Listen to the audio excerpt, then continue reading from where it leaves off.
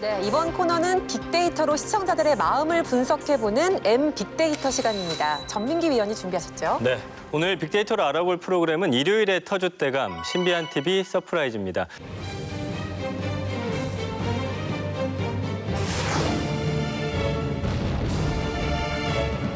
이 서프라이즈는 세계 각지에서 벌어진 놀랍고도 신비한 사건들을 독보적인 스타일로 재구성해서 두터운 마니아층을 보유하고 있죠. 18년째 꾸준히 놀라운 이야기들을 전해주며 평균 시청률 5%대를 유지하고 있습니다. MBC 대표 장수 프로그램의 저력을 보여주고 있는 프로그램입니다. 그렇습니다. 이 서프라이즈는 지난 1월에 방송 900회를 맞이하기도 했죠. 이렇게 오랜 시간 장수할 수 있는 비결 뭐라고 생각하세요?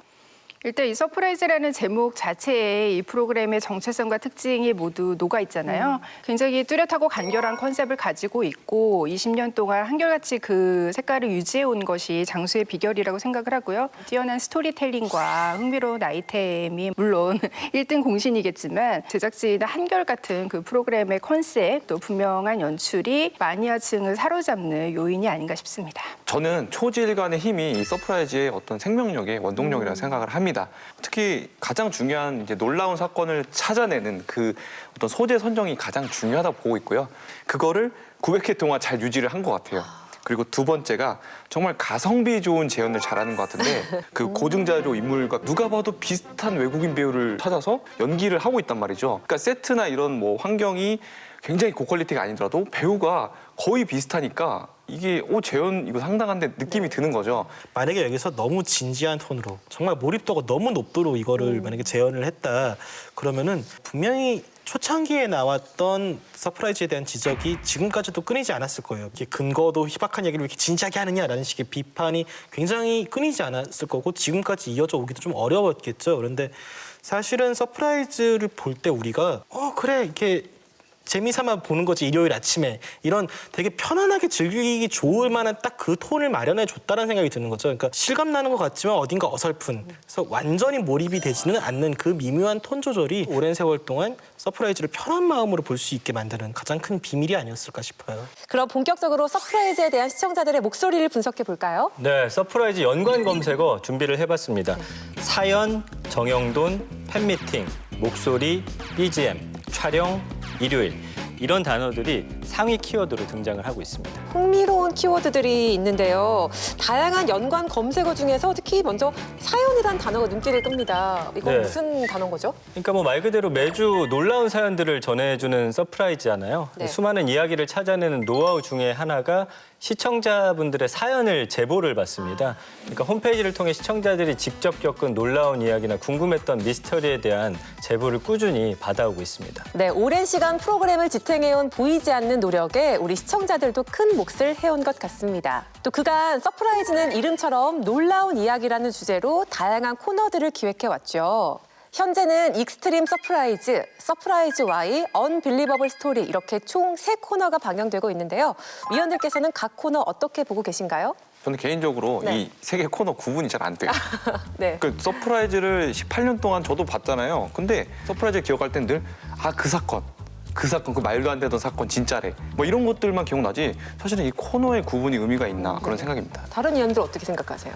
과거에는 코너별로 조금 더 세분화된 이야기를 하는 코너들도 좀 있었다는 생각은 들어요. 그런데 최근 들어서는 이제 코너 간의 차이가 조금은 사라진 느낌이 좀 있죠. 그래서 익스트림 서프라이즈로 소개됐던 그 최악의 사고 에피소드도 이게 에티오피아 항공 이제 납치 추락 사건을 다뤘는데 기장은 최선을 다했는데 왜 사망자가 많이 나왔을까라는 구도로 접근을 했거든요. 그러면 사실은 익스트림 서프라이즈로 다뤄도 되지만 서프라이즈 Y, 그러니까 왜라는 질문을 탐구하는 포맷으로 다뤄도 사실 큰 무리가 없는 스토리텔링 방식이었거든요. 그러니까 코너별 차별점이 지금은 조금 덜 보인다라는 생각이 좀 들어요. 전체적으로 장르가 미스터리잖아요. 대부분 왜라는 질문을 던지고 그 비밀을 파헤쳐가는 스타일이기 때문에 그 코너 간의 차이점이 두드러지지 않은 건 사실이에요. 지금 현재 있는 코너들의 조금씩 차이점이 그래도 있다면 이제 익스트림 서프라이즈 같은 경우에 조금 더 고증이 촘촘하게 들어가고 이제 이야기에도 기승전결이 좀 더 꽉 짜임새 있는 그런 구조를 보여주고 있고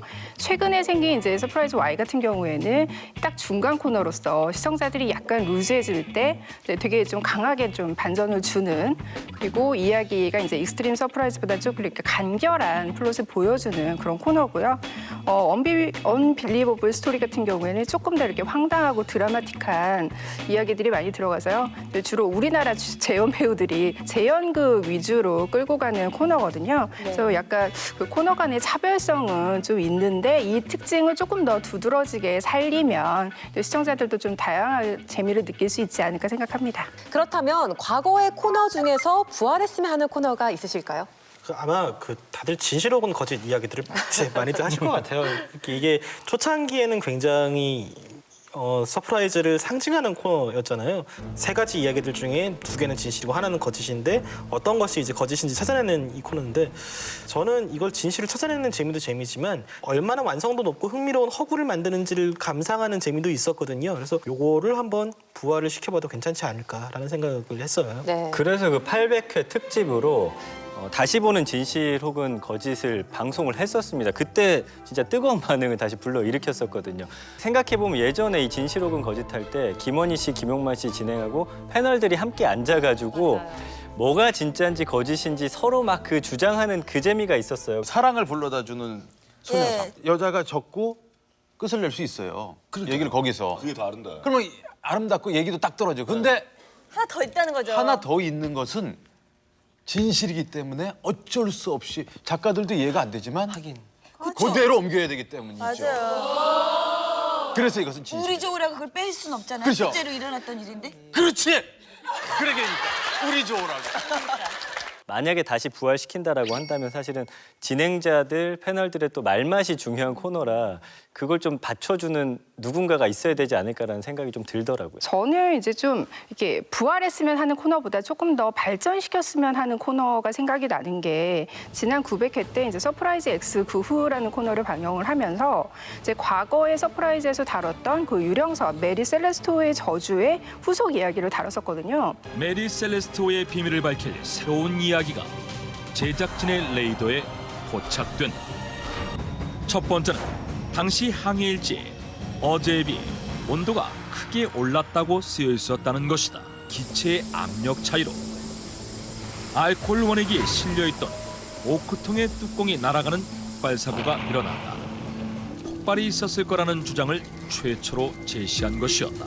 실제로 폭발이 일어나 폭발설에 더욱 힘을 실어주었다고 하며 현재까지 가장 설득력 있는 주장으로 받아들여지고 있다고 한다. 이게 과거의 역사적인 사실이기 때문에 시대가 바뀜에 따라서 해석이 더 달라질 수도 있고 또 새로 업데이트된 소식이 있을 수도 있고 이게 굉장히 좀 다양한 후속 이야기가 나올 수 있기 때문에 과거의 이야기를 다시 한번 현대의 시점에 맞춰서 다시 보여주는 그런 코너가 있으면 좋지 않을까 그런 생각을 해봤습니다. 다음 키워드 살펴볼게요. 목소리라는 단어가 눈에 들어오는데요. 서프라이즈 하면 딱 떠오르는 그런 목소리들이 있죠. 이 이야기는 한 소년이 노래를 부르는 장면에서 시작된다. 어머니의 사랑 이야기 거짓. 배우들만큼이나 시청자에게 강한 인상을 남긴 성우에 대한 관심이 연관 검색어로도 드러나고 있습니다. 위원님들은 서프라이즈 하면 생각나는 그 목소리, 특유의 화법 뭐가 있을까요? 네. 다들 이제 홍승욱 성우님의 멘트들을 다 많이들 기억을 하시겠죠. 이제 그런데 그러던 어느 날 듣는 순간 이건 다른 프로그램이 아니라 서프라이즈구나. 어떻게 보면 그 스토리텔링의 방식하고도 연결이 돼 있잖아요. 그러니까 앞에 잔잔하게 뭔가 평범한 일상을 보여주다가 이제 홍승욱 성우님께서 그러던 어느 날 이제 이러면은 이제 본격적으로 스토리텔링이 시작되는구나. 이게 서프라이즈 특유의 스토리텔링을 가장 잘 보여주는 화법이 아닐까 싶어요. 홍승욱, 최원영 성우님 이 두 사람이 거의 18년째 거의 뭐 근속근무하고 계십니다.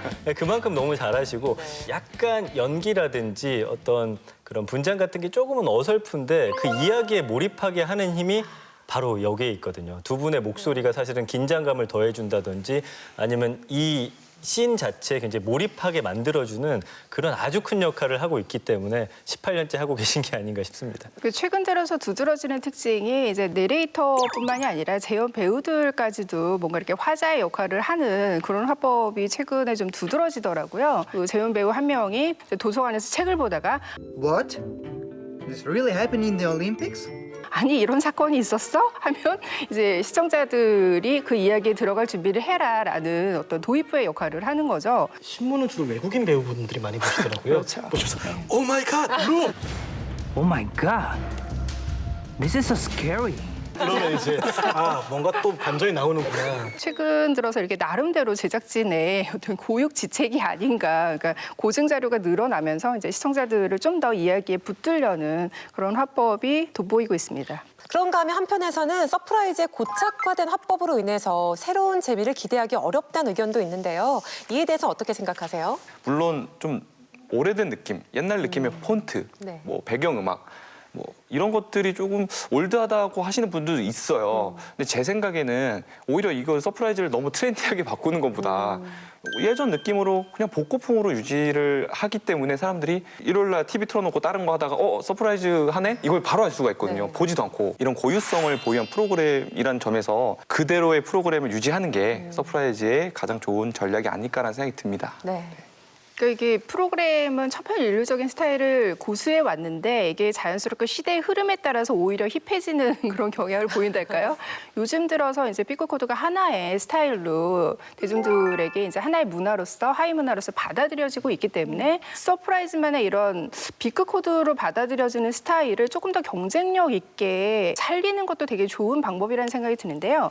지난 903회 때 자유의 여신상을 옮기는 에피소드가 있었어요. 배우들 이렇게 이야기를 하고 있는데 뒤에 이제 눈 오는 거리가 굉장히 티나게 합성이 돼 있더라고요. 그래서 오히려 이렇게 의도적으로 어떤 조악함을 보이는 그런 스타일이 에피소드의 성격하고 되게 잘 맞아 떨어졌거든요. 그러니까 이런 스타일을 좀 더 살리는 것이 서프라이즈만의 경쟁력이 될 수도 있겠다 이런 생각을 했어요. 위원들과 이야기 나누면서 느낀 건 의외로 다들 서프라이즈의 어떤 나름의 애정이 좀 녹아 있다라는 것 같거든요. 이런 반응은 시청자들의 감성어를 통해서도 나타나고 있습니다. 긍정 감성 언어를 살펴보면요. 유명하다, 좋아하다, 친숙한. 부정 감성 언어는 충격, 무서운, 황당한. 기존 엠빅데이트에서 다룬 프로그램들은 긍정 감성 언어와 부정 감성 언어의 비율이 뚜렷하게 구분이 된다면 네. 서프라이즈 경우는 두 경우에 모두 속하지 않는 중립 감성어의 비율이 72%나 된다는 거죠. 뭐 예를 들면 놀라운, 다양한, 필요하다, 정확한, 대표하다, 증명하다, 소소하다 이런 언어들로 표현이 되고 있습니다. 중립 감성 언어가 70%를 차지한 건 처음 보는 것 같습니다. 어떻게 해석할 수 있을까요? 사실은 이런 단어들도 그 의미에 따라서는 긍부정으로도 나눌 수 있어요. 그렇지만 우리 말이라는 게 끝까지 듣고 봐야 이게 긍정인지 부정인지 나뉘는데 네. 뭐 예를 들어서 이렇게 놀라운 이야기들이 나와서 재밌다가 될 수도 있고 이런 놀라운 이야기들이 나오지만 너무나 고루하다라든지 이거는 어떤 프로그램 자체에 대한 좋다 나쁘다의 어떤 논쟁 자체가 좀 무의미하다 이렇게 보셔야 될 것 같아요. 시청자들이 일요일 하면 서프라이즈 당연한 것으로 받아들이다 보니까 그런 어떤 팬층이 좀 탄탄하고 이 프로그램에 대한 어떤 이의를 달지 않는 그런 시청층이 좀 많다라는 거고요. 그렇지만 이렇게 고정 시청층은 유지하는 반면에 큰 화제성을 좀 불러오기에는 좀 한계가 있다 이렇게도 좀 평가가 될 수 있을 것 같습니다. 그렇군요. 위원들 어떻게 보세요? 저는 이 프로그램이 중립 감성 언어가 많은 이유 중에 하나가 프로그램 자체가 오랫동안 오면서 이렇게 논란이 별로 없다라는 점도 또 주목할 점이라는 생각이 들거든요. 중립 감성 언어 중에 뭐 정확한, 증명하다 이런 말들이 좀 눈에 띄는 게 최근 들어서 이제 프로그램이 좀 고증에 충실하려고 한 노력이 이런 중립 감성 언어가 늘어나는 데도 좀 영향을 미친 게 아닌가 그런 생각이 듭니다. 과연 긍정적인 의미일까라는 생각은 좀 들어요. 어떤 프로그램의 이슈를 좀 만들고 이렇게 우리 배우들을 더 널리 알리겠다라는 의지를 만약에 가지고 있다라면은 화제성이 뚜렷하게 나오거나 혹은 보다 더 선명한 입장이 나오지 않는다라는 거는 오히려 조금 위기의식을 느껴야 되는 결과로도 해석할 수 있지 않을까 싶어요.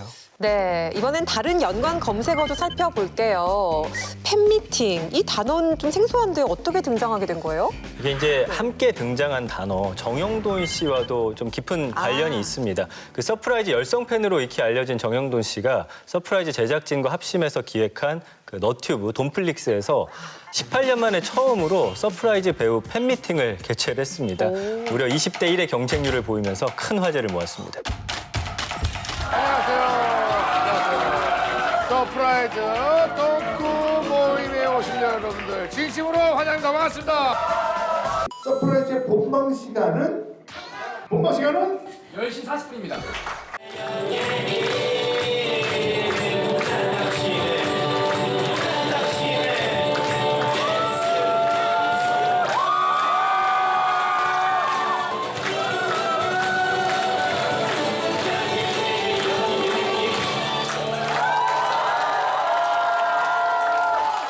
배우들도 열렬한 팬들의 응원에 참 힘을 많이 얻었을 것 같은데요. 앞서 소개된 돈플릭스는 MBC의 디지털 오리지널 콘텐츠 채널 M 안드로메다의 첫 주자이기도 합니다.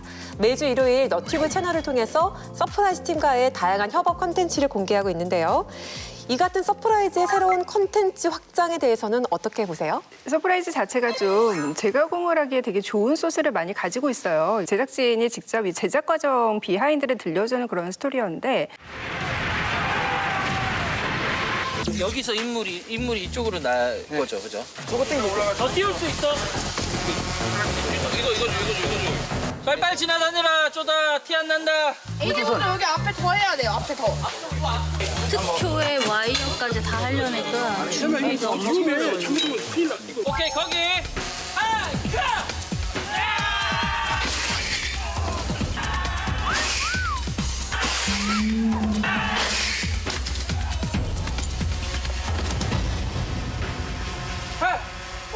단순히 흥미로운 소재만 다루는 것이 아니라 그 제작 과정 자체가 굉장히 놀랍잖아요. 아, 저런 장소에서 굉장히 가성비 좋게 촬영을 하고 있고 연출을 하고 있구나. 그런 노하우까지 굉장히 좀 궁금해지게 만드는 프로그램이기 때문에 이 영상에 대해서 되게 뜨거운 호응을 많이 보내주셨고요. 그러니까 최근에 한 이제 돈플릭스만 해도 그 서프라이즈의 어떤 그 이야기에 그 배경이 되는 장소를 이제 배우들과 함께 또 찾아가는 그런 이야기를 선보이고 있잖아요. 실제로 나온 장소는 그냥 요 인근에서 이렇게 찍혔다고 하더라고요. 요 인근인데.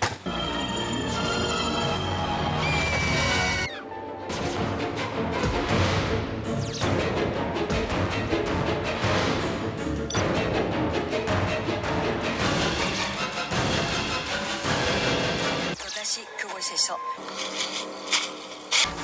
무슨 일이 있었던 겁니까? 와, 나 어떻게 나 소름 돋았어. 왜? 나 털 썼어. 그치. 빨간 여자. 빨간. 진짜야. 지나가잖아. 저 빨간. 나 빨간. 진짜.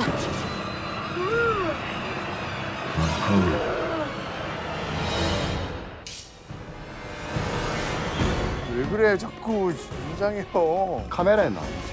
거짓말하지 마. 안 찍혔어 진짜? 뻥치네.